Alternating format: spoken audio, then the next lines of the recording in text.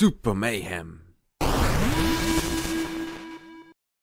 Hello friends, Tim here again from Super Mayhem, smashing video game facts into your brain muscles like no other YouTuber can. Nintendo is without a doubt one of the most widely known and loved companies in the world of video games and consoles.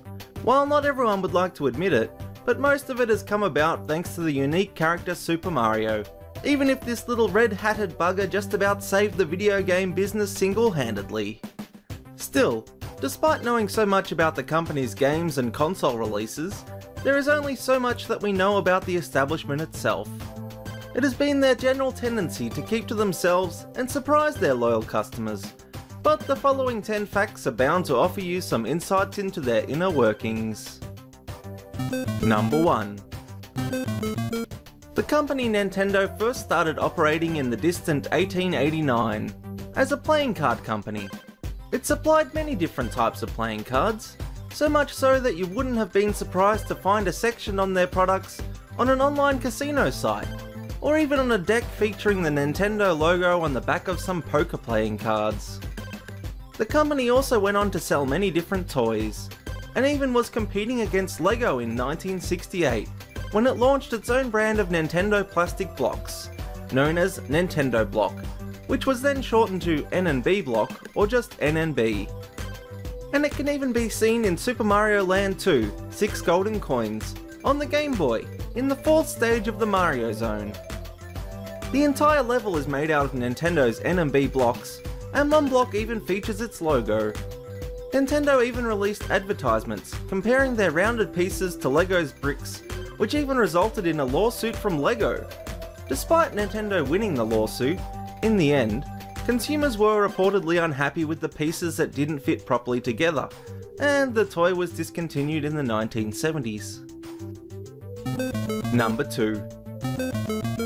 A janitor and assembly line worker at Nintendo's headquarters, Gunpei Yokoi, is the one to blame for the invention of the Game Boy.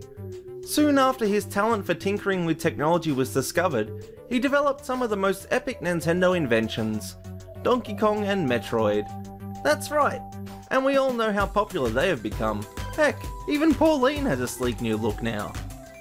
He also went on with his R&D1 team to create other characters and games, including the now notorious member of the Mushroom Kingdom, Princess Daisy, in Super Mario Land in 1989 on the Game Boy. In the game, she was the princess of Sarasa Land, and she had been kidnapped by the evil hypnotizing alien Tatanga. Whilst Tatanga didn't go on to feature in many other games, Princess Daisy has certainly become a staple. Number 3. Jumping as a video game's character attribute was created long before any mainstream Mario feature video game. Way back in 1981, Nintendo released Donkey Kong. Its gameplay required Mario, then known as Jumpman, to jump over obstacles set by the gorilla Donkey Kong, and thus gave birth to a whole new standard in the industry. Some of us still have nightmares about those damn barrels coming to get you. Naturally, the vast majority of characters, items, and enemies have since become well-known successful franchises or icons in their own rights. From the Donkey Kong line of SNES games, to the latest Tropical Freeze franchise, the DK subset of Nintendo is not to be hissed at. Plus, we all have that one friend on Smash Bros 64 who went DKOs and powered up that punch and got you right in the friggin' balls when you're about to smash him. Anyway, yeah, DK is pretty cool. Number 4. Shigeru Miyamoto was inspired by the love triangle between Popeye, Bluto, and Olive Oil, and the original Donkey Kong game was actually meant to be a Popeye game. Add in some influences from Beauty and the Beast, and a lawsuit with the creators of the Popeye cartoons, and you have yourself one iconic Donkey Kong character and game. Since Miyamoto wasn't a programmer himself, he had to describe his idea to the then 4-man team that created the game. Once the game was programmed, it was shipped over to the Western world, where the protagonist known as Jumpman had his name changed to Mario. And thus, in one fell sweep, Miyamoto created a few of the most iconic video game characters in the history of video games. Number 5. Mario Kart is now just about a staple for any Nintendo owner. From the original SNES version, all the way to the latest Mario Kart 8 Deluxe on the Switch, the brand has made enemies into friends and friends into enemies. It wasn't all smooth sailing for this franchise though. The original Mario Kart on the SNES had a bit of an unsuccessful introduction into US territory. Namely, the game was rejected by authorities on the basis of the claim that the race celebration showed Bowser or Princess Peach, then Princess Toadstool, drinking a bottle of champagne, which indirectly promoted drinking and driving. As we all know, everything in video games is to be taken literally, and you would never see a racing car driver celebrate his or her victory with a bottle of champagne in the real world, right? Number 6. The iconic name of the even more iconic character, Mario, was actually the result of Nintendo's unpaid rent for the US warehouse space. Considering that the owner and landlord was called Mario Segali, they decided to honour him for being late on their rent payment and gave their new character his name when the Donkey Kong arcade was translated for the Western audience. I guess that's one way to honour your creditors. Number 7. Nintendo's DS has been known to help cure a specific eye condition, amblyopia, also known as lazy eye. What first started out as a pastime for Isabel Wurmser ended up helping her doctor prove that her eye-hand coordination greatly improved as a result of playing her Nintendo DS. That's right kids, if your parents complain you are hammering your DS too much, simply say that you are trying to correct your lazy eye problems. That'll show them. Number 8. Not too long ago in 2014, the company Nintendo wanted to pursue the idea of creating a Game Boy smartphone. It was designed to retain its phone functions, but also provide a more immersive gaming experience. This would have been an interesting competitor to Apple or Android smartphones, but I'm not sure if the Nintendo eStore could compete with the current app marketplace.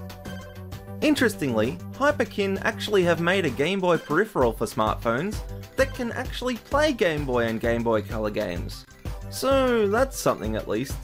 I'll leave a link to one of these bad boys in the description if you want to have a go at one of these yourself. Number 9. Today, Nintendo Corporation owns two of the most successful console and game franchises, Mario and Pokemon. Each franchise has a ton of main games to their name, as well as spin-offs, crossovers, merchandise, and just about anything else you can stick a Pikachu on. Heck, these guys have even crossed over to the mobile game sphere and caused people to die whilst hunting down digital Pokemon. Not to mention all the other ailments like pants sweating and seizures that have come with the flashing screens and addictive gameplay. I'm getting a bit off topic here. Where was I? Yes. If you combined all of the sales of these games collectively, you would have some kind of huge number, like, I don't know, maybe over 1 billion sales? Well, it must be, because Pokemon alone has sold over 1.102 billion units in retail sales and official downloads. And even the Pokemon trading card game has sold over 25.7 billion cards. Add in another billion or so for the Mario figures and hot damn, what a combo. Either way, these two iconic franchises have made their way into the households of millions of people, and you know something is popular when even your mum or dad knows you are playing the Pokemons. Number 10.